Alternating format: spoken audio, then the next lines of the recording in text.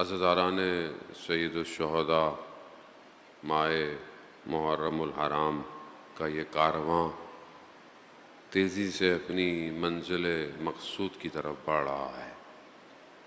ہر آنے والا دن ہمیں ہمارے امام کے قریب کر رہا ہے۔ خود ہمیں اپنا محاسبہ، اپنے آپ کو اسکروٹنائز کرنا بڑا ضروری ہے کہ ہم اپنے آپ کو ہر سال کی طرح دیکھا کریں کہ ہم پچھلے سال امام کی معرفت کتنی رکھتے تھے اور اس سال ہماری معرفت میں کتنا اضافہ ہوا، اور یہی سفر ہمیں اس قابل کرے گا کہ ہم اپنے امام کی خدمت میں پہنچ سکیں۔ امام کو ماننا آسان ہے، امام کی ماننا مشکل کام ہے، کیونکہ وہاں پر انسان کو اپنے آپ کو اس دنیا سے کاٹنا پڑتا ہے کہ جو اتنا آسان نہیں ہے۔ ہر آدمی کہیں نہ کہیں کسی نہ کسی وجہ سے پھنسا ہوا ہے، گرفتار ہے۔ یہ مجلس یہی ہمیں ایک اپرچونٹی دیتی ہے، ہمیں ایک آپشن دیتی ہے کہ ہم اپنے آپ کو اپنی دنیا سے الگ کریں اور امام کی خدمت میں پہنچیں۔ اور یہ جو ہم یہاں بیٹھتے ہیں اس میں بھی ہمارا کوئی کمال نہیں ہے، یہ کمال خود سید الشہداء کا ہے، یہ کمال خود ان کے اپنے سجدوں کا ہے جس نے ہمارے قلوب کو بھی جوڑا ہوا ہے۔ امام تک پہنچنے کے لیے میں نے آپ کی خدمت میں عرض کیا کہ سوسائٹی کی ضرورت ہے، معاشرے کی ضرورت ہے، ایک امت سازی کی ضرورت ہے، اور اس تک پہنچنے کے لیے انفرادیت یعنی انڈیویجول اپنے آپ پر کام کرے اور پھر اس کے اثرات اپنی سوسائٹی پہ مرتب کرے۔ کوئی شخص یہ نہیں کہہ سکتا کہ میں کچھ کروں نہ کروں، میری کوئی ذمہ داری نہیں ہے، ایسا کچھ نہیں ہو سکتا۔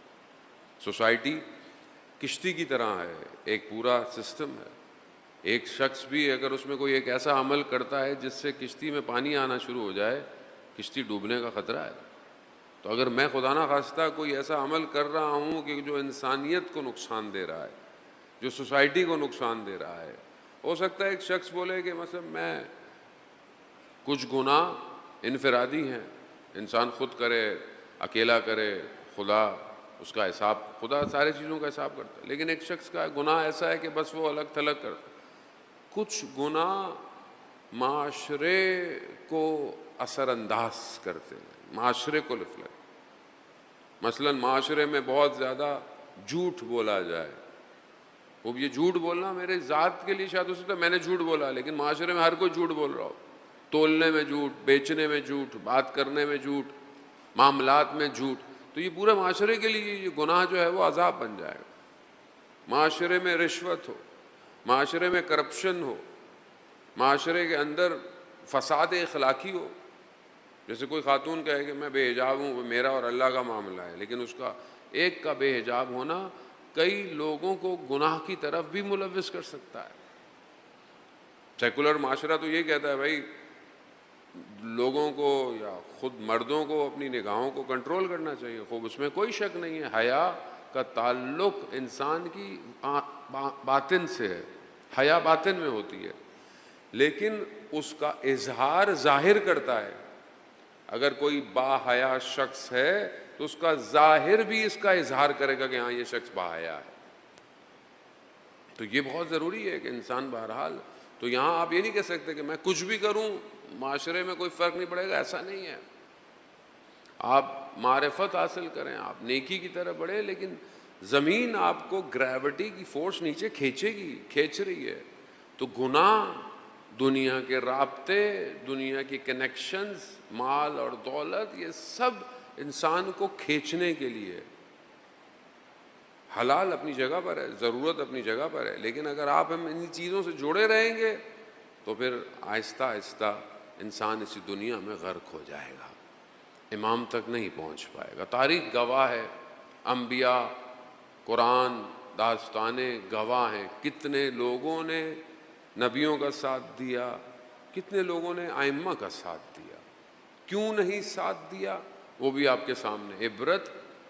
عبرت کسے کہتے ہیں؟ کہ انسان گزشتہ سے میسج لے، عبرت لے کہ میں وہ کام نہ کروں. بہت سارے لوگ ایک راستے سے آ رہے ہیں، راستہ خراب ہے، گڈھے ہیں، گاڑی کو نقصان ہو رہا ہے یا دیر ہو رہی ہے. خوب انسان پوچھتا ہے کہ آپ کہاں سے آئے، تو وہ کیا کہتا ہے؟ بھئی یہاں سے مت آئیے گا. اس کے باوجود اگر آپ آ جائیں تو آپ نے عبرت نہیں لی اس کے پیغام سے. عبرت یہی ہے کہ میں اس جگہ سے نہ گزروں. تو تاریخ کے جو واقعات ہیں، خاص طور پر کربلا کے اطراف کے جو واقعات ہیں، بصرہ کے حالات، کوفہ کے حالات، مکہ کے حالات، یہ حالات کیا ہیں؟ یہ عبرتیں ہیں کہ کیوں نہیں لوگوں نے امام کا ساتھ دیا. کیوں نہیں؟ امام کو پہچانتے نہیں تھے کیا؟ پہچانتے تھے. جانتے نہیں تھے؟ جانتے تھے. کوفہ تو مولا متقیان کی حکومت کا پائے تخت تھا، کیپٹل تھا. پھر کیا ہوا؟ یہ چیزیں جہاں پر ہم صرف ایک فیکٹر نہیں ہے کہ جس سے آپ معرفت حاصل نہیں تھی، نہ، بہت ساری چیزیں انوالو ہیں. جہاں انسان کا اپنا نفس ہے وہاں پر دشمن بھی ہے، دشمن کی پلاننگ بھی ہے، دشمن کا کام بھی ہے. ان ساری چیزوں کو کاٹ کر بھی اگر کوئی امام تک پہنچا ہے تو اس کا مطلب ہے کہ وہ اپنے امام کی معرفت صحیح رکھتا تھا. اس نے اپنے عمل کو اپنے امام سے جوڑ کے رکھا تھا. جس دور میں ہم زندہ ہیں یہ دور آخر الزمان ہے. کوئی تاریخ، کوئی ڈیٹ معین نہیں ہے ہمیشہ کی طرح، لیکن انہم یرونہ بعیدا ونراہ قریبا. وہ آپ کو دور دیکھتے ہیں مگر میں آپ کو قریب دیکھ رہا ہوں. یہاں قربت ضروری ہے امام تک جانے کے لیے. تو پہلے جو ہم نے گفتگو کی کہ استقرار کی جو کیفیت ہے اس کو ایجاد کریں کہ مجھے ضرورت ہے، مجھے گشائش کی ضرورت ہے. میں چاہتا ہوں کہ یہ حالات بہتر ہوں، یہ چیزیں بہتر ہوں، لیکن کیا یہ اضطراب میرا ذاتی ہے یا اجتماعی ہے؟ کیا یہ جو میں پریشان ہوں یہ میری پریشانی اپنے لیے ہے یا امام زمانہ کے لیے ہے؟ کل میں نے اس پہ کافی آپ کی خدمت میں بحث کی کہ کہیں یہ نہ ہو کہ ہم چاہتے تو ہیں کہ مشکلیں حل ہوں، لیکن مشکلیں کون سی؟ میری ذاتی مشکلات حل ہوں. بنی عباس کا دور ہے اور امام جعفر صادق علیہ الصلوۃ والسلام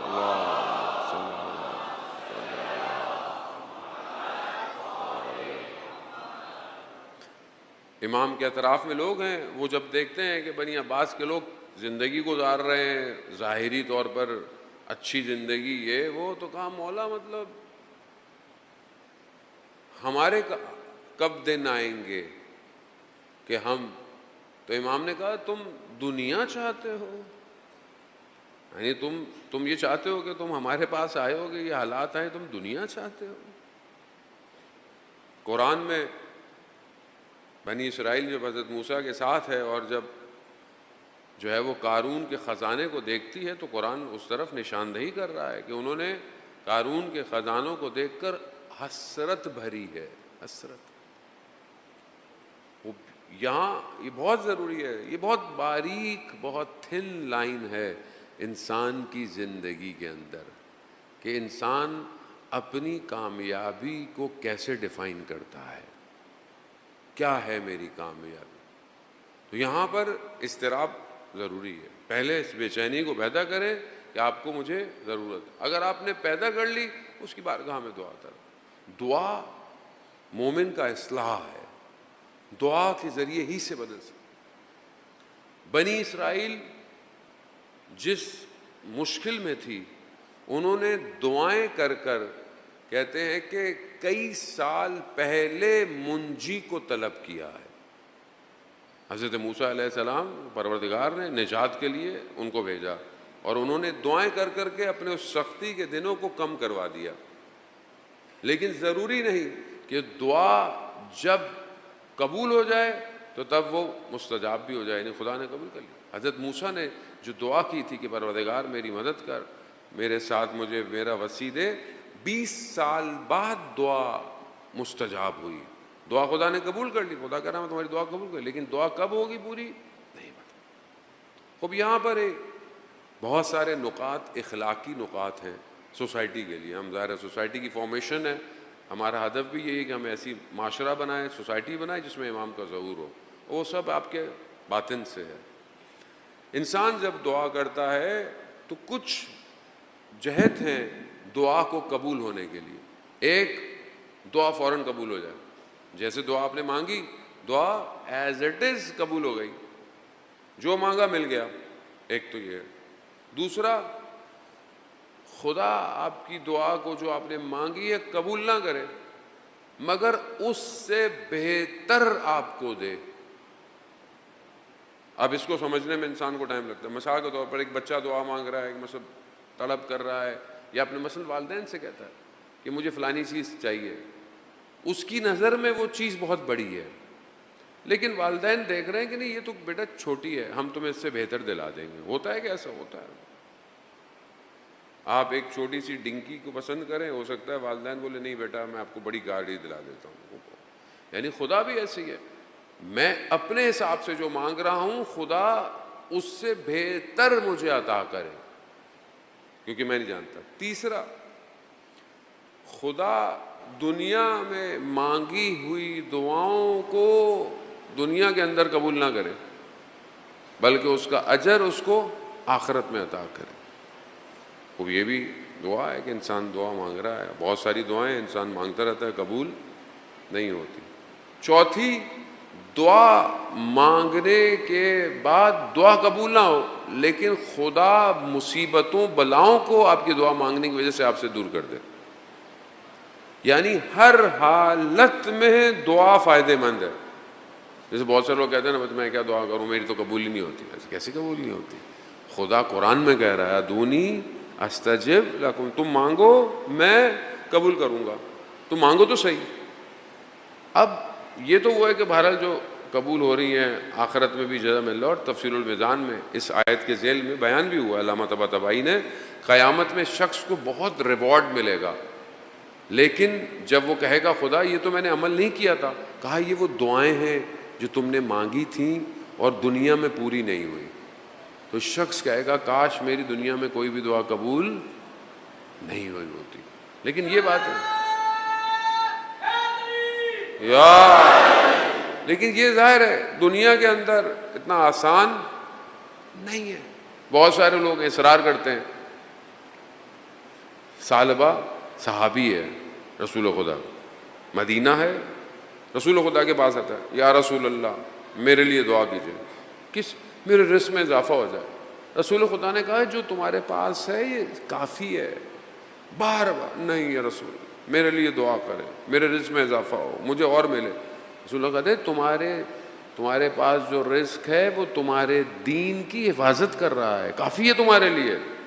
نہیں مانگا, بار بار رسول خدا پروردگار اس کو جو مانگ رہا تھا. ارث یعنی وراثت, کہیں سے پہنچتی ہوئی وراثت مل گئی. بہت سارے جانور مل گئے, بہت ساری زمین مل گئی. آہستہ آہستہ جانور اتنے زیادہ ہو گئے کہ مدینہ میں باہر اس نے زمین لے لی. بہت جانور بڑھ گئے, زمین بڑھ گئی. پہلے جو ہر نماز میں آتا تھا اب کم ہو گیا, اب کبھی کبھی نماز میں آتا تھا. ایک وقت آیا نماز میں آنا ہی چھوڑ دیا. ہوتا ہے نا بعض اوقات جاب نہیں لگی ہے تو نمازیں پوری پابندی سے ہو رہی ہیں, دعائے توسل بھی, زیارت عاشورہ بھی چل رہی ہے, سب چل رہا ہے. جیسے ہی ہو گیا کام وہاں صاحب ٹائم ہی نہیں ملتا, یا وہاں صاحب ٹائم نہیں ملتا, کام زیادہ ہے, آفس کا لوڈ ہے, نماز رہ جاتی ہے. ہوتا ہے آدمی پھر بہانے تو بنانا شروع کر دیتا ہے. پھر اس کے بعد یہ مشکل ہو جاتی ہے, وہ ہو جاتی ہے. جان محترم, ایسے مال کا کیا فائدہ جس کے کھانے کے بعد انسان سجدے میں نہ جائے؟ کیا فائدہ یا ایسی انرجی کا کیا فائدہ جو انسان کو خدا کے بجائے گناہ کی طرف.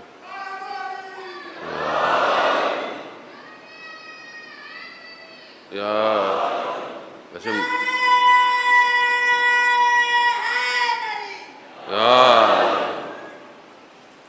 صلوات بھیجتے محمد والے محمد.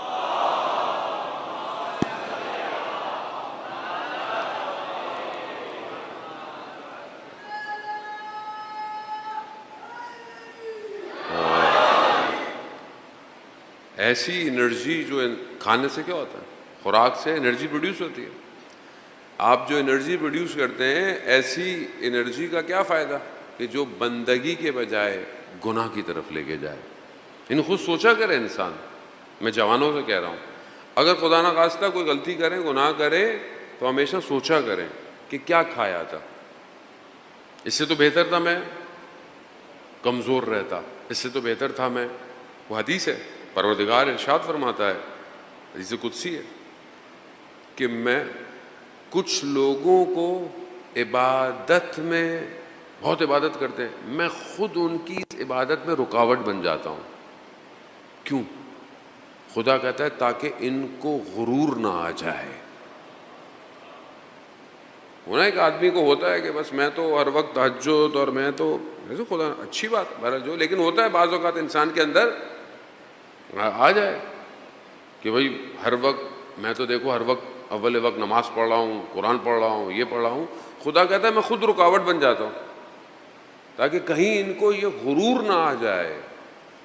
دوسرا، خدا کہتا ہے کہ کچھ لوگ فقیر ہیں، فائنینشلی فقر ہے، میں ان کو پیسے یا ثروت نہیں دیتا.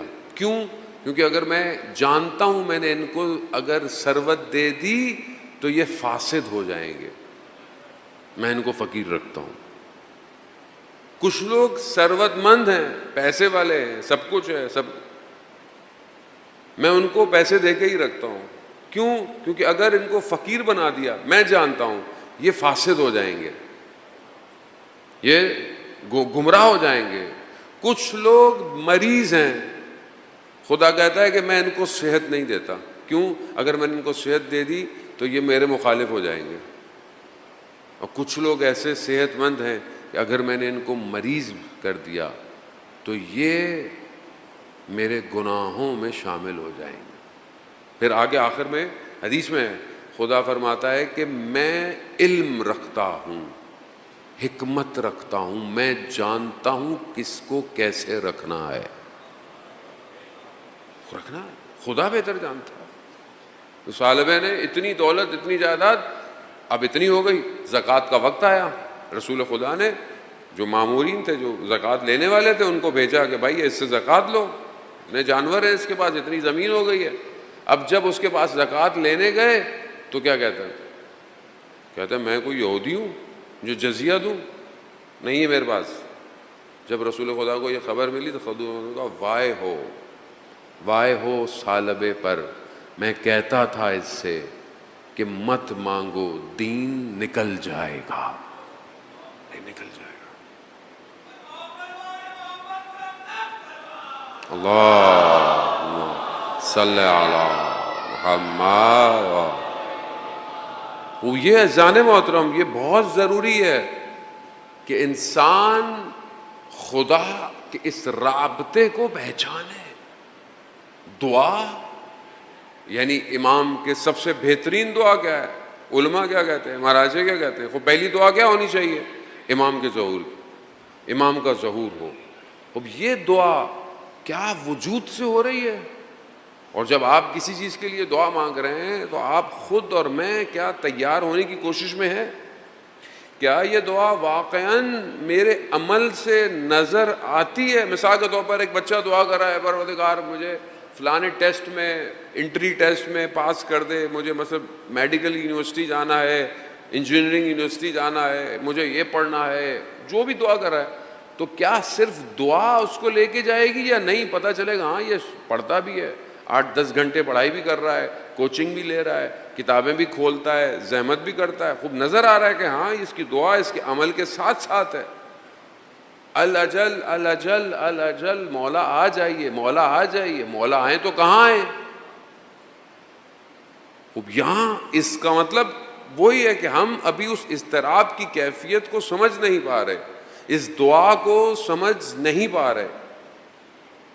ایک طالب علم کا واقعہ، حجرے کا واقعہ. مشکلات تھی زندگی میں، پریشانی تھی. امام زمانہ کو خط لکھا. خط کیا لکھا؟ جو ضرورت تھی کہ یہ چاہیے یہ چاہیے، یہ امام کو وہ خط ختم ہو گیا، صفحہ ختم ہو گیا، چلا. ایسے میں دروازے میں کسی نے حجرے کے کھٹکھٹایا اور باہر ایک تھیلا رکھ دیا. عالم دین تھے، رکھ دیا. کہا اپنی ذاتی ضروریات کے لیے امام کو مت پکارا کرو، یہ لو، یہ لے لو. امام نے حوالہ بھیج دیا.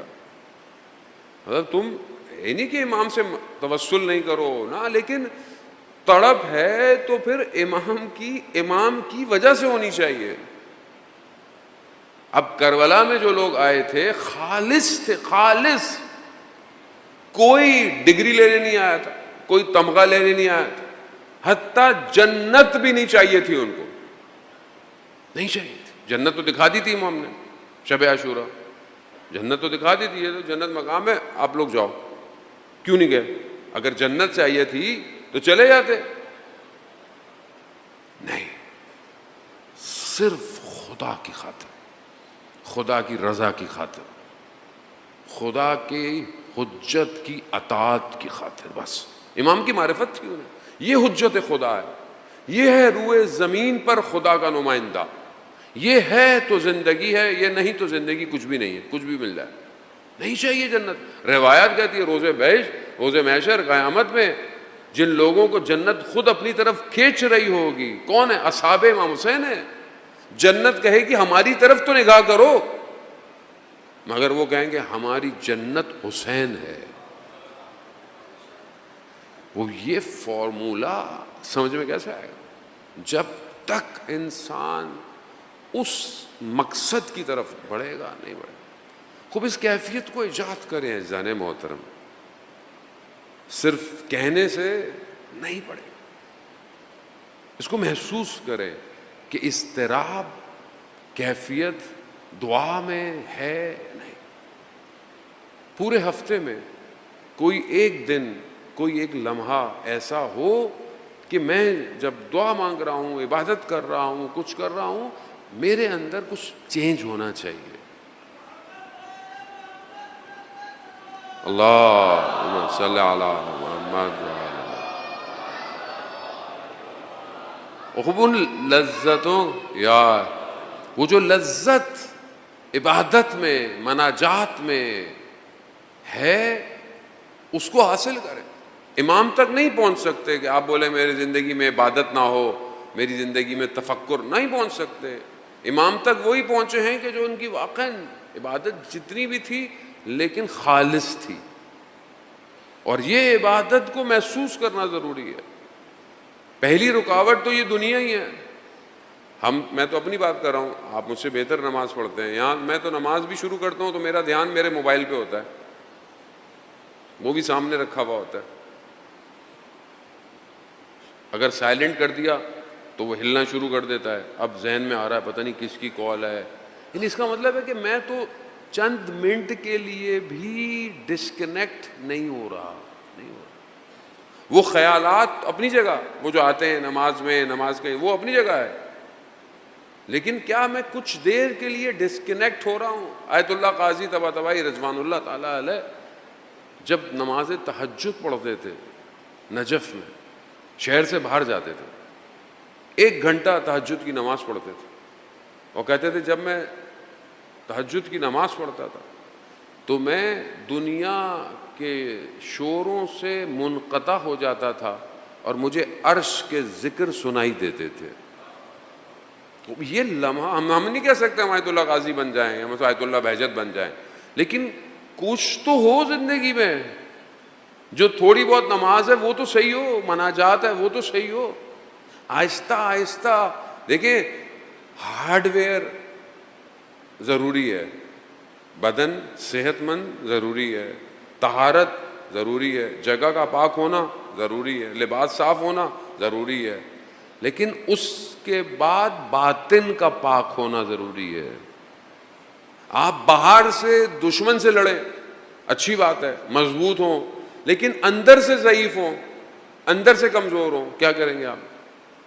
آپ کی سرحدیں مضبوط ہوں لیکن دشمن آپ کے اندر ہو، منافق آپ کے اندر ہو، پھر کیا کریں گے آپ؟ ابھی جیسے پاکستان نے بہرحال یہ چند دن جو بنیانم مرصوص کے نام سے جو بہرحال آپریشن شروع کیا، بہرحال مضبوطی تھی، مضبوطی دکھائی.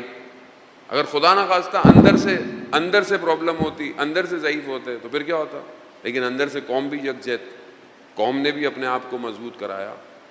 اور ظاہر ہے بعض اوقات سرحدوں پہ ہمیں نظر نہیں آ رہا ہوتا کہ بہرحال کوئی نہ کوئی اپنے خون سے سرحدوں کی حفاظت کر رہا ہوتا ہے. ہم بہرحال اپنی نارمل زندگی گزار رہے ہوتے ہیں، اور یہ ہر جگہ ہے، یہاں پہ بھی ہے، پاکستان میں بھی ہے، ہر جگہ ہے کہ کس طریقے سے بھائی لوگ صبح شام جاگ رہے ہوتے ہیں اور ہم سو رہے ہوتے ہیں. لیکن کیوں؟ کیونکہ باہر مضبوط ہے، لیکن اگر باطن ویک ہو، اندر سے کمزور ہو، تو یہ جو سرحدیں ہیں یہ ظاہری دشمن سے تو روک رہی ہیں، لیکن اندر دشمن گھس چکا ہے. سب سے بڑا دشمن ابلیس، اس کے بعد اس کا پورا سسٹم. اب بعض اوقات ہمیں بڑی چیزیں، میں پہلے بھی بول رہا ہوں کہ بڑے میزائل بم نظر آتے ہیں، لیکن جو معاشرے میں بم پڑ رہے ہیں، برائیوں کے، بے حیائی کے، رشتوں کے خراب ہونے کے، یہ ٹی وی میڈیا، یہ سب سوشل میڈیا، اس میں جو آپ دیکھ رہے ہیں. اب جیسے خبریں سننے کو ملتی ہیں بہرحال کہ مطلب ابھی یہ کسی یہاں پہ یونیورسٹی میں سبیل لگی ہوئی تھی اور اس کو مطلب جیسے ہٹا دیا اور ساری چیزیں. اب یہی یونیورسٹی میں ناچ گانے ہوں، کانسرٹ ہو، کوئی کچھ نہیں کہے گا. سبیل امام حسین لگی ہے تو ہٹا دو. تو اس کا مطلب کیا ہے؟ اس کا مطلب ہے اندر سے ضعیف ہیں آپ، اندر سے کمزور ہیں. معاشرہ آپ کے سامنے ہے، جو معاشرے میں چیزیں ہو رہی ہیں. تو کیا یہ معاشرہ امام کو پہنچے گا یا نہیں پہنچے گا؟ یہ کیسے صحیح ہوگا؟ کبھی سوچا آپ نے؟ میں بہت پہلے سے سوچتا تھا ویسے امام کا ظہور ہوگا، یہ سب صحیح ہو جائے. کیسے صحیح ہوگا؟ خود صحیح ہوگا؟ خود صحیح نہیں ہوگا، یہ خود صحیح کرنا پڑے گا. تو پہلے میں اپنے گھر کو تو صحیح کروں، اپنی سوسائٹی کو صحیح کروں. اس اضطراب، یہ اضطراب صحیح کرے گا. عزیزان محترم، امام کی معرفت یہی ہے کہ جب مجھے پتا ہو کہ یہ حق ہے. کربلا میں جو امام کے ساتھ آئے تھے وہ حق جانتے تھے، ان کو پتا تھا صبح مار دیے بھی جائیں گے تو بھی کوئی فرق نہیں پڑے گا. کیوں؟ کیونکہ امام حق ہے. تو کیا ہم اپنے وقت کے امام کو حق نہیں سمجھتے؟ یا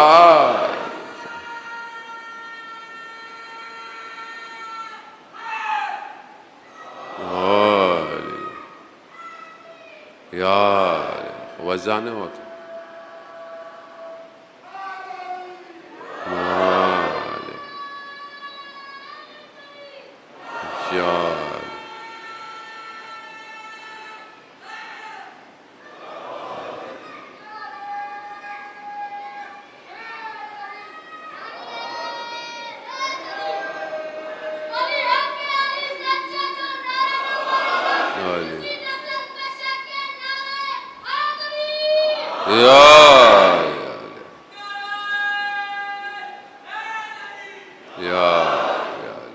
صلوات بھیجے محمد والے صلی علی محمد والے محمد.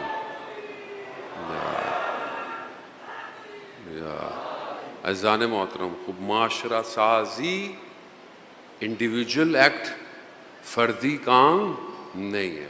خوب ہم معاشرے کی طرف چلیں کہ کچھ چیزیں انسان کو معرفت کی طرف لے کے جاتی ہیں. حدیث کچھ نکات کو بیان کرتی ہے، معصوم سے روایت ہے کہ معاشرے میں تفکر، فکر بہت ضروری ہے. اور دشمن کوشش یہی کرتا ہے کہ معاشرہ سوچنے سے معذور ہو جائے، سوچے نہیں، سوچنے کی صلاحیتیں ختم ہو جائیں. جب سوچنے کی صلاحیت معاشرے میں ختم ہو جائے گی تو کچھ بھی معاشرے میں ڈالا جائے گا، معاشرہ اس کو قبول کرے گا. یزید نے کیا کیا معاشرے کے اندر؟ یزید کا جو معاشرہ یا یزید کا جو ٹائم تھا، اس ٹائم کیا مسئلہ، اتنے عالم اسلام کتنا پھیل چکا تھا، کہاں کہاں تک اسلام کی حدود تھیں، بہت دور دور تک اسلام پھیلا ہوا تھا. آخر کیا وجہ تھی کہ اتنا بڑا معاشرہ، اتنی بڑی حکومت، اس پوری حکومت کے اندر ایسا شخص آ جائے، ظلم کرے، ستم کرے، اسلام کے بالکل مخالف ہو جائے، حلال کو حرام کرے، حرام کو حلال کرے، اور کوئی کچھ نہیں کہہ رہا، بلکہ مفتی، مؤذن، فقیہ سب بیٹھے ہوئے اس کی حمایت کر رہے ہوں۔ کیا چیز تھی؟ ایک دو دن کا کام نہیں ہے، یہ اس سے پہلے سے کام ہو رہا تھا معاشرے کے اندر۔ یعنی یہاں تک آپ سوچیں نا معاشرہ کس نہج پہ تھا کہ شامیوں کو جب پتہ چلا کہ مولا متقیان مسجد میں شہید ہوئے تو کیا کہا انہوں نے؟ کیا علی مسجد چاہتے تھے؟ یعنی آپ سوچیں کہ اس زمانے میں کوئی انسٹاگرام تھا، فیس بک تھا، ٹک ٹاک تھا، BBC تھی، CNN تھا، کیا تھا؟ پروپوگنڈا، میڈیا، ان کا اپنا میڈیا تھا، ان کا اپنا میڈیم تھا، جمعے کے خطبہ ان کا میڈیم تھا، ہر جگہ بیٹھنا اٹھنا ان کا میڈیم تھا۔ اب یہ کتنا اسٹرانگ کیا جاتا ہے۔ آج کیا سمجھتے ہیں؟ آج دشمن، آج تو پرابلم یہ ہو گئی ہے کہ انہی کی بنائی ہوئی چیزیں ان کے کنٹرول سے باہر چلی گئی، اور آج بہرحال دنیا بیدار ہے، دنیا کافی حد تک بیدار ہو چکی ہے۔ پرسنل میڈیا کہیں نہ کہیں سے خبریں لوگ بیان کر دیتے ہیں، لیکن بہرحال ابھی بھی بہت بڑا حصہ ان کے ہاتھ میں، میڈیا ان کے ہاتھ میں، وہ مینوپولیٹ کرتے ہیں، خبروں کو تبدیل کر دیتے ہیں، جس کو دل چاہے خرید لیں، جس کو دل چاہے نکال دیں۔ ابھی ٹرمپ نے کیا کیا؟ وہ جو CNN کی نیوز کارٹسٹ نے بولا کہ بھائی یہ جو انہوں نے دھماکہ کیا یا جہاں پر نیوکلیر تھا مارا تھا، کچھ بھی نہیں ہوا۔ ٹرمپ نے بعد میں آ کے کیا بولا؟ کہہ رہا یہ دیوانی ہے، اس کو باہر نکال دو، خبر کر دو۔ میڈیا پاور یہی ہے ان کے پاس، دشمن کے پاس۔ مگر باقی لوگ کیا کر رہے تھے اس زمانے کے اندر؟ وہ زمانہ اس ٹائم کیا کر رہا تھا کہ لوگوں کو احساس ہی نہیں ہوا۔ خود مدینہ میں جو ہے وہ سید الشہداء مدینہ چھوڑ کے چلے گئے، لوگوں کو احساس نہیں ہوا۔ حج میں امام احرام جو ہیں وہ ہٹا کر چھوڑ کر جو ہے وہ واپس چلے گئے۔ خوب کیوں نہیں؟ کیا چیز تھی سوسائٹی کے اندر کہ جس نے قوم کو ہلنے نہیں دیا؟ مسجدیں تھیں، نمازیں تھیں، روزے تھے، سب کچھ تھا۔ وہاں بولیں گے دین نہیں، سب کچھ تھا۔ اب یہی ایک چیز کہ سسٹم اندر سے قوموں کو سلا دیتا ہے۔ برائی، بے حیائی، اس کو جو ہے وہ آپ آگے کی طرف لے کے جائیں، آگے کی طرف لے کے چلیں، برائی کو آگے بڑھائیں، بے حیائی کو آگے بڑھائیں۔ آہستہ آہستہ کیا ہوتا ہے؟ کیوں مسلمان اسپین تک آئے، اندلس تک آئے اور اس کے بعد ناکام ہو گئے؟ تھوڑا سا آگے رہ گیا تھا، یورپ ختم ہو جاتا آگے۔ کیوں؟ برائی، معاشرے میں برائیوں میں پڑ گئے۔ انہوں نے دیکھا کہ کس طریقے سے انہوں نے جو ہے وہ خواتین کو فوجوں کے درمیان میں بھیجا، اور قوم ذہن جب معذور ہو جائے سوچنا چھوڑ دیتا ہے، تفکر ختم ہو جاتا ہے۔ آج ہمارا معاشرہ کیا کر رہا ہے؟ آج ہمارا میڈیا، ڈرامے، social media, Netflix, Instagram, ٹھیک ہے آپ مجلس سن رہے ہوں گے، نوئے دیکھ رہے ہوں گے، سارے کام، لیکن کتنے سنتے ہیں آپ؟ کتنی دیر سنتے ہیں آپ؟ کتنی ریلز آپ کو جو ہے وہ ان ساری چیزوں کی آتی ہے؟ میجورٹی کیا ہے؟ خود آپ کا اپنا معاشرہ، سوسائٹی کے اندر جو آپ کے یہاں پروگرام ہو رہے ہیں، چیزیں ہو رہی ہیں، لگ رہا ہے کہیں سے مسلمان معاشرہ ہے۔ فلسطین، غزہ میں بم پھٹ رہے ہیں، لوگ جنازے اٹھا رہے ہیں۔ ہمارے یہاں یونیورسٹی کالجز میں خود جنیوا کی یونیورسٹی کے باہر نان مسلم کو دیکھا، وہ لیٹے ہوئے تھے احتجاج میں غزہ کی، اور یہاں ہمارے ملک کی یونیورسٹیوں میں ناچ گانے ہو رہے تھے۔ قوم بیدار ہو رہی ہے، دنیا بیدار ہو رہا ہے، یہ کام ہو رہا ہے، اور ہم سمجھ ہی نہیں رہے اس بات کو۔ اور آپ پھر بولیں گے امام کا ظہور ہو جائے۔ امام کا ظہور کون سی یونیورسٹی میں امام کو دعوت دیں گے؟ کیا یونیورسٹیاں ایسی ہیں؟ ضروری نہیں ہے یونیورسٹی کا آپ بولیں گے اسلامی یونیورسٹی، نہ، یونیورسٹی کوئی بھی ہو، ماحول یونیورسٹی کا، کلچر یونیورسٹی کا، اٹھنا بیٹھنا، جب تک میں خود نہیں چاہوں گا صحیح ہونا، میں کیسے معاشرے کو صحیح کروں؟ کس طرح میں صحیح کروں معاشرے کو؟ نشہ عام ہو گیا، بچے سے پوچھ لیں وہ آپ کو سب بتا دے گا، آئس، میتھ، پتہ نہیں کیا کیا۔ آپ تو اتنے بڑے بڑے اسکینڈل ہیں آپ کے یوٹیوب پہ، میں نام نہیں لینا چاہتا، کراچی کے۔ کیوں؟ کوئی کیئر ہی نہیں کر رہا۔ مافیا اپنی جگہ، جو بیچ رہا ہے اس کا اپنا کام ہے، آپ بولے جی بکنا رک جائے، آنا رک جائے، لیکن وہ تو پھر کہیں نہ کہیں اور سے آ جائے گا. لیکن خود جو مصرف کر رہا ہے، جو یوز کر رہا ہے، وہ صحیح کیوں نہیں ہوتا؟ اس کو کیوں نہیں صحیح کرتے آپ؟ خود جب بندہ اپنے وجود کو یہ سمجھ لے کہ یہ اس کے لیے نقصان دہ ہے، اس کی کیوں نہیں مارکیٹنگ معاشرے کے اندر؟ کہیں بل بورڈ لگا ہے پورے شہر کے اندر نشہ حرام ہے؟ کوئی بل بورڈ لگا ہے کہ نشہ انسان کو نقصان دیتا ہے، صحت کے لیے بھی دیتا ہے؟ کہیں لکھا ہوا ہے کہ نشہ انسان کو بغیرت بنا دیتا ہے؟ کوئی بل بورڈ لگا ہے شہر کے اندر؟ بیٹا ابھی تھوڑی دیر کے لیے چپ ہو جاؤ، بعد میں نعرے مارنا. یہ کون سمجھائے گا معاشرے کو؟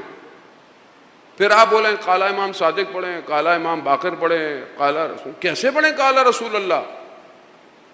کس عمل ہو رہا ہے قال رسول اللہ؟ خدا قرآن میں کہہ رہا ہے، رسول خدا کو کیا کہہ رہا ہے؟ اقیموا الصلاۃ، نماز قائم کرو.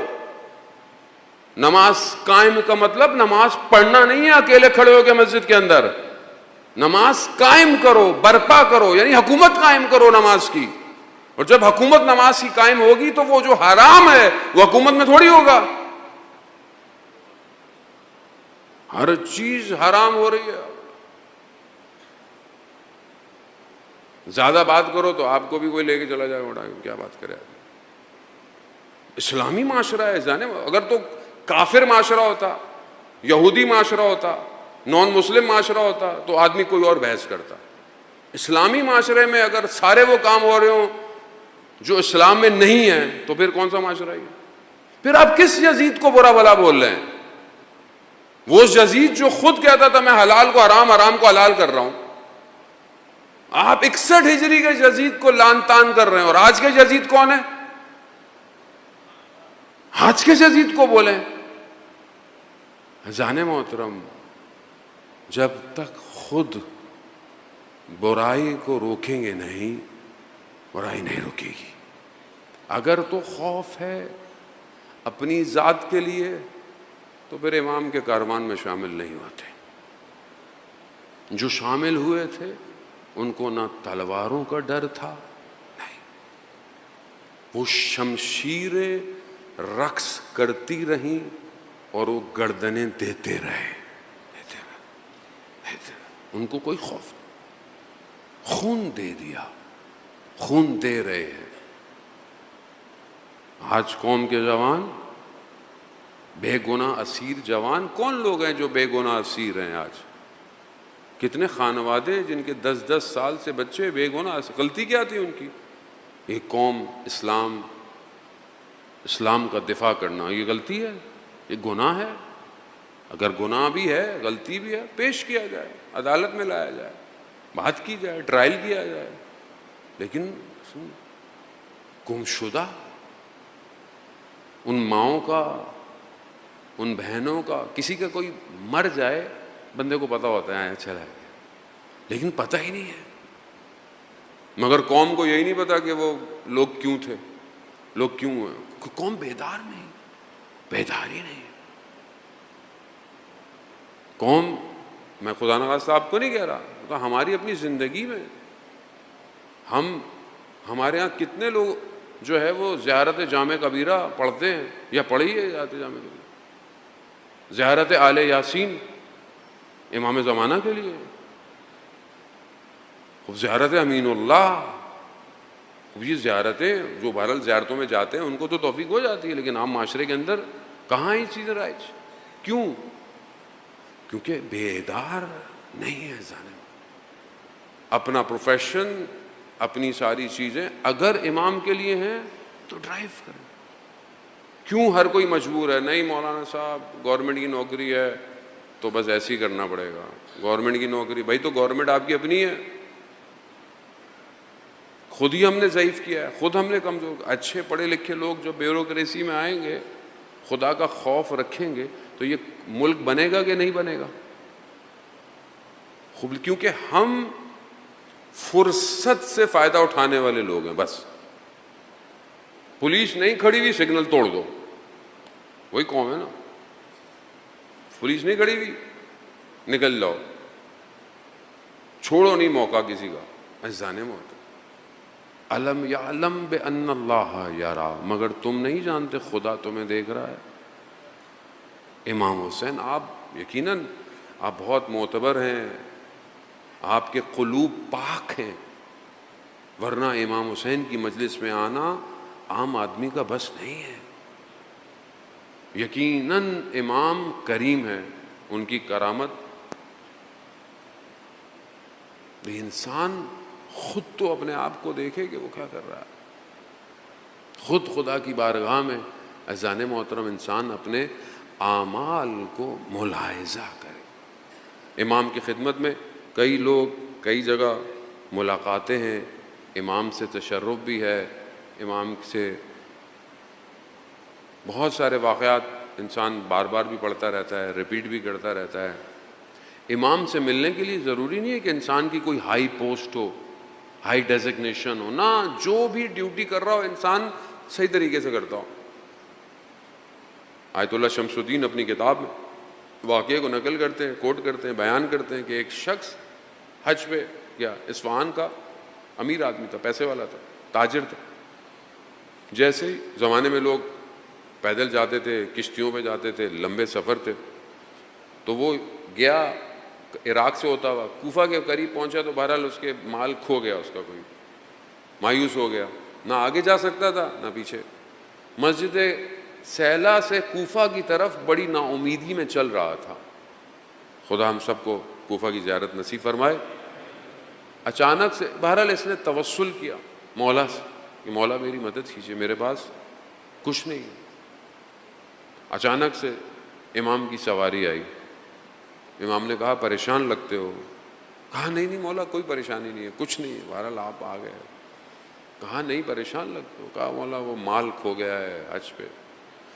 امام نے آواز دی، حالو، ایک شخص کا نام لیا، اچانک سے گھوڑا سوار نمودار ہوا۔ امام نے کہا اس کو حج پہ لے گئے، اس کا مال کھو گیا، اس کو واپس لے۔ امام چلے گئے۔ اس شخص نے اسے کہا کل فلانی جگہ پہ آ جانا، کہ وہاں پہنچا، اس کا سامان، اس کا جو مال کھویا تھا واپس لے۔ کہا اس کو کہیں رکھو، کسی مسافر خانے میں رکھو، اور پھر آؤ میں تمہیں حج پہ لے جاؤں۔ بلایا، سواری بھی سوار کرایا، گھوڑا تیزی سے پہنچا دیا۔ کہا حج کر لو، سب کر لو، لوگ پوچھے تم کیسے آ گئے مت بتانا، بولنا میں کسی اور راستے سے آیا تھا جہاں جلدی پہنچ گیا، حج مکمل ہو جائے واپس لے جاؤں گا۔ اس نے حج کی، واپس آیا۔ اس نے ڈرتے ڈرتے اس سے پوچھا تم وہی ہو جو اصفہان کے بازار میں ریڑھی چلاتا ہے، لوگوں کا مال لے کر آتا ہے؟ ڈرتے ڈرتے پوچھا۔ کہاں میں وہی ہوں۔ کہا مگر خبردار جب تک میں زندہ ہوں کسی کو بتانا نہیں، اور جب مجھ سے ملنا بھی تو ویسے ہی ملنا جیسے پہلے ملتے تھے۔ خیر یہ کیا، چھوڑ گیا، لوگ ملنے آئے، حج کی مبارکباد دینے آئے، سب چلے گئے، یہ بھی ہے، کھڑا ہونے لگا، اس نے اشارہ کیا کھڑے نہیں ہونا، بیٹھے رہو بیٹھے رہو۔ کہا میں یہ کچھ پیسے ہیں، کچھ دن بعد دو لوگ آئیں گے، میرا انتقال ہو جائے گا، ان پیسوں سے مجھے غسل کفن دے دینا۔ وہی ہوا تھوڑے دن۔ ابھی بھی وہ شخص اصفہان کے تخت فولاد قبرستان میں دفن ہے۔ ان کو کہتے ہیں رجال الغیب۔ یہ وہ لوگ ہیں جو امام کے ساتھ ہوتے ہیں لیکن عام لوگ ہوتے ہیں، عام زندگی گزارتے ہیں، اپنے عمل میں خالص ہوتے ہیں، نیک ہوتے ہیں۔ یہ جو ہم انسان سوچے کہ نہیں نہیں میں کہیں بہت جگہ بیٹھوں گا، بہت بڑا مولوی بنوں گا، مجتہد بنوں گا، فلانا بنوں گا، امام کا کام ہوں گا، ایسا جو آپ کا کام ہے اگر آپ صحیح کرتے ہیں۔ تہران میں تولائیاں سینے والا شخص ہر ہفتے امام کی زیارت کرتا تھا، ہر ہفتے تڑپ اضطراب ہے۔ اگر میں چاہتا ہوں کہ امام مجھے شامل کریں تو میں آج سے ایسی زندگی گزاروں جیسے امام چاہتے ہیں، ابھی سے یہاں سے اٹھوں، اپنی گفتگو، اپنی کردار، اپنا اٹھنا بیٹھنا، اپنا کام، اپنی پڑھائی، والدین کا احترام، محلے کا احترام، ہمسایوں کا خیال، سب کچھ ایسے کروں جیسے امام چاہتے ہیں. یا تو میرا عقیدہ نہ ہو کہ امام مجھے دیکھ رہے ہیں، یا تو عقیدہ نہ ہو، امام کی خدمت میں اعمال پہنچتے ہیں. معرفت یہی ہے. معرفت کوئی بہت موٹی چوڑی کتاب نہیں ہے. لفظ ایسے نہیں ہے کہ انسان گھبرائے کہ میں کیا کروں گا. تفکر، فکر. یہ جو معاشرہ پریشر ڈال رہا ہے اس کو کاٹے، یہ جو برائیاں ہیں اس کو کم کرے، روکے. عبادت اور انسان بہرحال خدا کی طرف بڑھنے کے لیے اپنے آپ کو کسی مینٹور کے پیچھے، رول ماڈل کے پیچھے آگے چلے. اذان محترم، بہرحال وقت تیزی سے اپنے آخری ساعتوں کی طرف بڑھ گیا. امام کا ساتھ دینا، جس نے امام کا ساتھ دیا خدا نے اس کے مرتبے کو بلند کر دیا.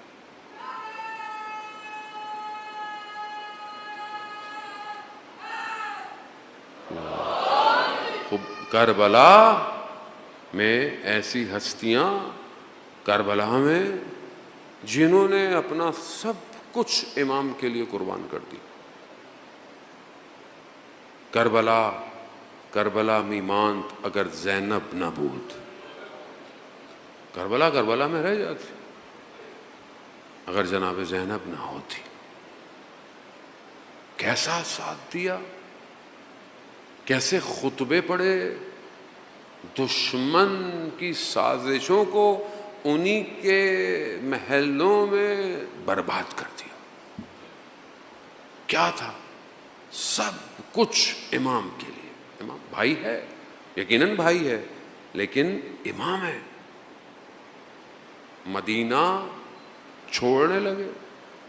امام حسین، بہن نے پوچھا بھیا کہاں کی تیاری ہے؟ کہا بھیا بہن مدینہ چھوڑ آؤ. کہا آپ جانتے ہیں میں آپ کے بغیر نہیں رہ سکتی. کہا ہاں. کہا مگر اپنے شوہر سے اجازت لیں، عبداللہ سے، امام ہیں جانتے ہیں. جناب عبداللہ مریض ہیں، جناب عبداللہ کی خدمت میں جانتی ہے، آنکھیں بند کری ہیں، مریضی کی حالت ہے. بی بی کی آنکھوں سے آنسو ٹپکتے ہیں اور ان کی پیشانی مبارک پہ گرتے ہیں. آنکھ کھلتی ہے. کہا شہزادی آنکھوں میں آنسو؟ کہاں عبداللہ، بھائی مدینہ چھوڑ رہے ہیں. تو پھر آپ جانتے ہیں نا میں بھائی کے بغیر رہ نہیں سکتی. کہا ہاں ہاں بالکل جائیں آپ کو کون روک سکتا. کہا مگر یہ میرے 2 فرزند بھی لے جائیں، جب ضرورت پڑے تو امام پر قربان کر دیجئے گا. سوار ہوئی، سواریاں ہوتی ہیں، تیاری ہوتی ہے. کس شان و شوکت سے جناب زینب کو سوار کیا جاتا ہے. ذہن میں ہے نا آپ کے، ایک سواری مدینہ کی تھی، ایک سواری 11 محرم کی تھی. پکڑنے والا علی اکبر ہے، جناب عباس ہیں. مدینہ تو شان و شوکت ہے نا، محمل ہیں، پردے ہیں، رات کی تاریکی ہے اور 11 محرم ہے. جناب زینب دائیں بائیں دیکھتی ہیں، کہیں عباس کا بدن ہے، کہیں علی اکبر کا بدن. اللہ، جس بہن کے 18 بھائی ہوں، اللہ اکبر اللہ. اب یہ کمال ہے، یہ ہے عبادت، یہ ہے عمل. عقیلہ بنی ہاشم، عالمہ غیر معلمہ، علم ہے مگر شجاعت ہے، استقامت ہے. ضروری ہے یہ سارے عناصر ملیں تو زینب بنتی ہے، بہت ضروری ہے. وقت گزر گیا، روز عاشور آ گئی. شب عاشور بھی جناب زینب نے اپنے بچوں کو تیار کیا. بیٹا صبح دیر نہیں کرنا، اپنے ماموں پر قربان ہونا ہے. روز عاشور ایک ایک کر کر جانے لگے، ایک ایک کر کے جانے لگے. بار بار بھیجتی ہیں جاؤ اجازت لو، اجازت نہیں ملتی. امام حسین بہن کو کیا دکھائیں گے چہرہ؟ کہتے نہیں. بہت اصرار کے بعد اجازت مل گئی. اون و محمد وہ بنی ہاشم ہے، حضرت عباس کے شاگرد ہیں. ایک میمنے پر ایک میسرے پر دشمن کو الٹ پلٹ دیتے ہیں، جنگ لڑتے ہیں. مگر لڑتے لڑتے چھوٹا بھائی زخمی ہو جاتا ہے، اور جب گرنے لگتا ہے نا تو بڑا بھائی کہتا ہے بھائیا ہم بھی آ رہے ہیں. جیسے ہی دوسرے کو بھی لگتے ہیں اور وہ زمین کی طرف آتا ہے، بس وہ یہی کہتا ہے مولا میرا آخری سلام ہو. امام حسین بہت تیزی سے پہنچتے ہیں، روح پرواز کر گئی. اب جتنے بھی بدن خیموں میں جاتے تھے نا تو جناب زینب پہلے کھڑی ہوتی تھی تاکہ بھائی کا ساتھ دے سکے، بھائی کو دل رکھ سکے. اب یہاں امام حسین ایک جگہ اون ایک جگہ محمد سینوں سے لگائے، پاؤں زمین پر گھسیٹتے ہوئے دونوں کے بدن کو خیموں کے باہر رکھا. اہل حرم کی خواتین بس چند منٹ اور پھر اس کے بعد جو ہے وہ شبیہ تابوت برآمد ہوگا، زیادہ چند منٹ اور. کہتے ہیں کہ خواتین اہل حرم نے دیکھا کہ زینب کہاں ہے، کہیں بے ہوش تو نہیں ہو گئی خیموں کے اندر. اب جا کر کیا دیکھا، سر سجدے میں ہے، ہاتھ بلند ہے. پروردگار 2 نشانیاں بھیجی تھی اسے اپنی بارگاہ میں قبول کر لے. اہل حرم کی خواتین نے کہا بی بی زینب اون و محمد آ گئے. کہا آ گئے؟ کیسے آ گئے؟ میں نے تو انہیں بھیجا تھا. اب جا کر کیا دیکھتی ہیں، ایک طرف اون ہے ایک طرف محمد ہے. امام حسین سر جھکائے کھڑے ہیں. لوگ سمجھے بی بی زینب گر جائیں گی، دونوں بدن کو کنارے کیا، سر سجدے میں رکھا. کہا پروردگار تیرا شکر، تو نے میری قربانی کو قبول کر لیا. بس ایک جملہ سنتے جاؤ. یہ پورے راستے شام کوفہ کہیں پر بھی بی بی زینب نے اپنے بچوں کا گریہ نہیں کیا. کبھی علی اکبر کو روئی، کبھی اصغر کو روئی، پلٹی تو سکینہ کو روئی، کبھی اپنے بھائی پر روئی، مگر نہ روئی. ہاں روئی جب مدینہ پہنچی، جب گھر داخل ہوئی، جب حیات دیکھا، حجرہ دیکھا، کہا حیات آئے محمد.